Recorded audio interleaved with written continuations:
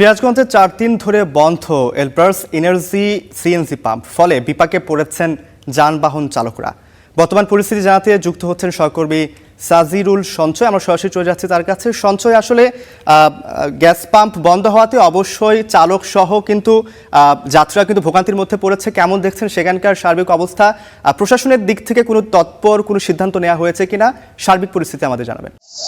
4 দিন হয়ে গেল, অর্থাৎ নির্বাচনের দিন বৃহস্পতিবার 12ই ফেব্রুয়ারি বৃহস্পতিবার রাত ঠিক 2টার দিকে সিরাজগঞ্জের একমাত্র যে গ্যাস পাম্প, যেটি সিরাজগঞ্জ শহর থেকে শহরের একদম কাছাকাছি অবস্থিত, অ্যালবার্টাস এনার্জি নামে পরিচিত এই গ্যাস পাম্পটিতে কিন্তু ঠিক নির্বাচনের দিন যখন ফল ঘোষণা চলছিল, ঠিক ওই সময় রাত 2টার দিকে দুর্বৃত্তরা আকস্মিক হামলা চালায় বলে আমরা গ্যাস পাম্প সূত্রে জানতে পেরেছি। এখানে যারা দায়িত্বরত ছিলেন, এখানকার কর্মকর্তা কর্মচারী যারা, তাদের কাছ থেকে যেমনটি জানতে পেরেছি যে ওই দিন রাত আনুমানিক 2টার দিকে কিন্তু গ্যাস পাম্পটিতে অতর্কিত হামলা চালানো হয়। হামলা চালিয়ে এই গ্যাস পাম্পের যে 3টি ডিসপেন্সার রয়েছে, অর্থাৎ যেগুলোর মাধ্যমে আসলে গ্যাস চালিত যে যানবাহনগুলো, সেই যানবাহনগুলোতে দেওয়া হয়ে থাকে, সেই ডিসপেন্সারগুলো কিন্তু ভাঙচুর করা হয়, যার ফলে কিন্তু ওই দিন রাত থেকেই এই গ্যাস পাম্পটি থেকে গ্যাস সরবরাহ বন্ধ রয়েছে। তার ফলে প্রতিদিন এই গ্যাস পাম্পটি থেকে যে প্রায় 1500 থেকে 1700 সিএনজি চালিত অটোরিকশা, প্রাইভেট কার সহ বিভিন্ন যানবাহন কিন্তু গ্যাস নিয়ে থাকে, সে গ্যাস প্রদানগুলো বন্ধ রয়েছে।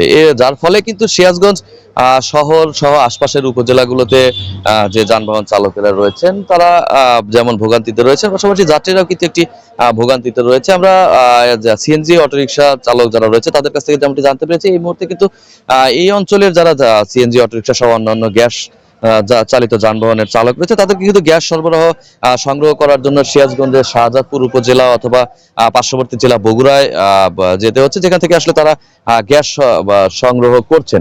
আমরা সর্বশেষ যতটুকু জানতে পেরেছি, ইতিমধ্যে কিন্তু এই ঘটনায় থানায় মামলা দায়ের করা হয়েছে। যারা দুর্বৃত্তরা এখানে হামলা সাথে জড়িত, তাদের কিন্তু খুঁজে বের করার চেষ্টা যেমন একদিকে চলছে, অন্যদিকে কিন্তু আমরা যেমনটি দেখছি যে ইতিমধ্যেই এই পাম্পটির সংস্কারের যে প্রক্রিয়া, সেটি কিন্তু এখানে যে মালিক পক্ষ রয়েছে তারা শুরু করেছে। তাদেরকে যেমনটি জানিয়েছেন যে এখানে সংস্কারের জন্য যে মালামাল প্রয়োজন, সেটি কিন্তু আসলে বাইরে থেকে সংগ্রহ করতে হয়, সেটি হাতে পেলেই কিন্তু এই গ্যাস পাম্পটি চালু করতে পারবে বলে আমাদেরকে জানানো হয়েছে। আরেকটি বিষয় যে ইতিমধ্যেই কিন্তু সিরাজগঞ্জ জেলা বিএনপির সাধারণ সম্পাদক সহ বিএনপির যে নেতৃবৃন্দ, তারা কিন্তু এই গ্যাস পাম্পটি পরিদর্শন করেছেন, প্রশাসনের কর্মকর্তারা পরিদর্শন করেছেন। প্রত্যেকেই কিন্তু গ্যাস পাম্প মালিক কর্তৃপক্ষ যারা রয়েছে তাদেরকে সাহস যোগাচ্ছেন অতি দ্রুত এই গ্যাস পাম্পটি চালু করার জন্য। পাশাপাশি এই ঘটনার সাথে যারা সম্পৃক্ত রয়েছে তাদেরকে কিন্তু আইনের আওতায় আনার জন্য সকলেই দাবি জানাচ্ছেন। তো এই ছিল আমার কাছে সিরাজগঞ্জের গ্যাস পাম্পের থেকে সর্বশেষ খবর।